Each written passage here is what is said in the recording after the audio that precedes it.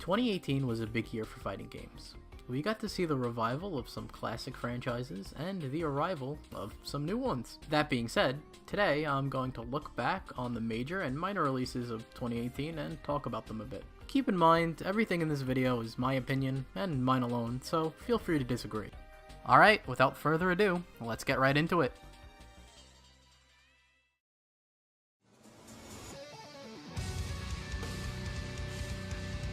Starting off the year, we have Street Fighter V's First Revision, Arcade Edition. It includes all of the characters from Seasons 1 and 2, new gameplay features such as a second V-trigger for each character, and the return of Arcade Mode. At first I was hopeful Arcade Edition would be a step in the right direction, but after the hype died down and I played some of the Season 3 characters, I realized no matter how many new coats of paint this game gets, I'm still not going to enjoy it. Also, it doesn't help that Capcom continues to do stupid things with the game, like add loot boxes and obnoxious in-game advertisements all over the characters' costumes, while problems like poor netcode still persist. At this point, you're either playing this game or you're not, and to those who enjoy it, more power to you. I wish I could, but I just can't.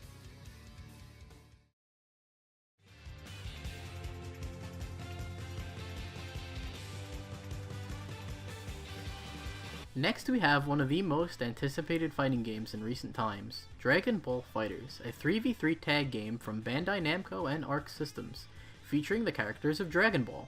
This game definitely takes the cake for most popular fighter of 2018, and it got a lot of new people into the genre as well, which is always a good thing. Out of all the games on this list, I won't lie, I played this one the most, and I enjoyed it a lot. Although, in 2019, I hope we get to see more radical gameplay / system changes, and better DLC characters, if there is a Season 2 of course. The game can get monotonous for some, but it's a must play for any Dragon Ball fan.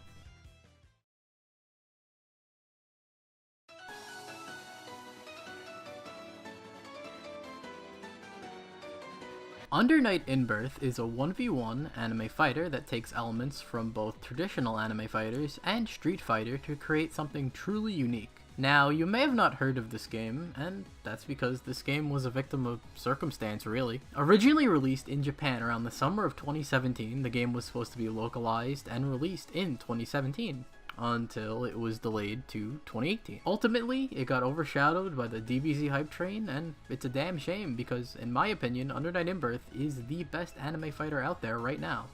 It has a great tutorial that teaches system and gameplay mechanics, a visual novel-esque story mode, and many unique characters, among other things. It's a great game, and I hope more people play it in the future.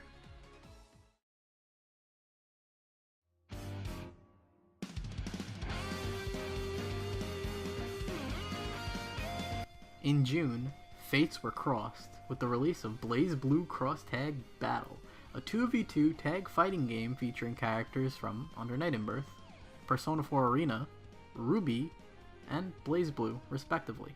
Like Dragon Ball FighterZ, its goal was to make a more casual-friendly experience to get more people into the fighting game genre. I don't really think it worked, but that's another discussion for another time. I enjoyed playing this game for the first couple of weeks until I realized most of the characters were just watered-down versions of their former selves, and honestly, it just made me want to go back to the games they came from and play those again. So, I ended up just getting bored, dropped it, and now I'm waiting for Persona 5 Arena to come out again. Overall though, I would say the game is solid, and definitely worth a shot.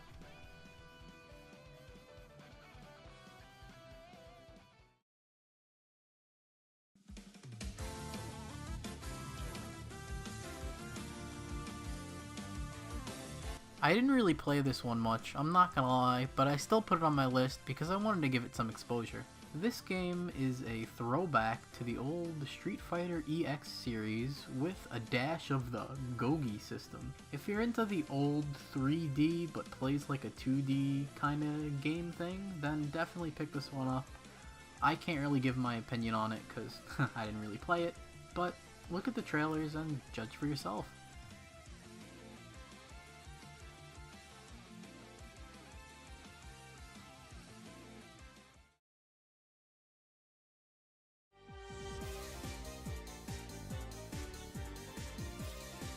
SNK Heroines is another tag fighting game filled with characters ripped from KOF 14 with new costumes.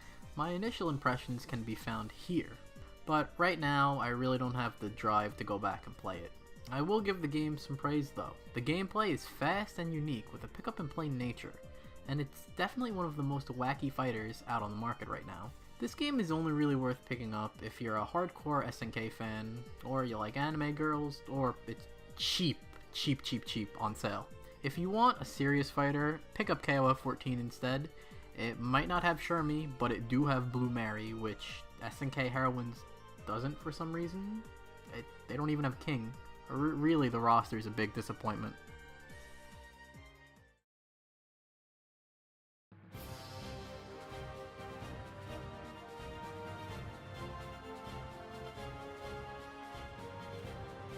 Last but not least, we have our final major fighter of 2018, and it's the 6th entry in the long-dormant Soul Calibur series. The gameplay stays mostly the same, while introducing new mechanics and refining old ones, like supers and the meter system. Gameplay aside, the game also features what Soul Calibur is known for, their robust Create a Soul feature where you can create almost any character you want.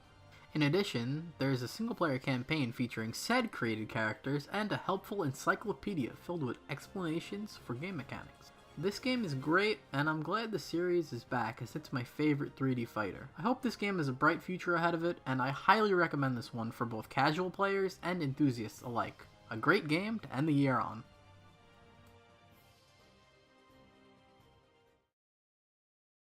Overall, 2018 was a really busy year for fighting games. With so many new releases, you really don't have the time to keep up with all of them, so you have to pick and choose which ones you play. It's a shame really, but that's just how time works. 2019 looks pretty promising when it comes to fighting games. I mean, we have things like Mortal Kombat 11 coming out, Samurai Showdown, and let's not forget all the amazing DLC we're probably gonna get. Though, if I could offer some advice, I would say, just have fun this year, honestly. I always see people pick up fighting games and go in hard for maybe the first year, or maybe they're going in hard for 2 years, and they only play fighting games, and then they get burnt out, and then they really don't want to play them anymore.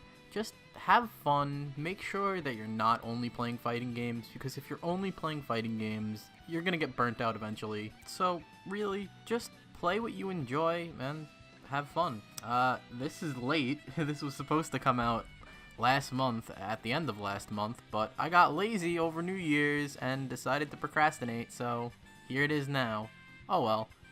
Alright, everyone have a great year, and I hope to be making more amazing videos in the future. Until then, have a good day, and good luck.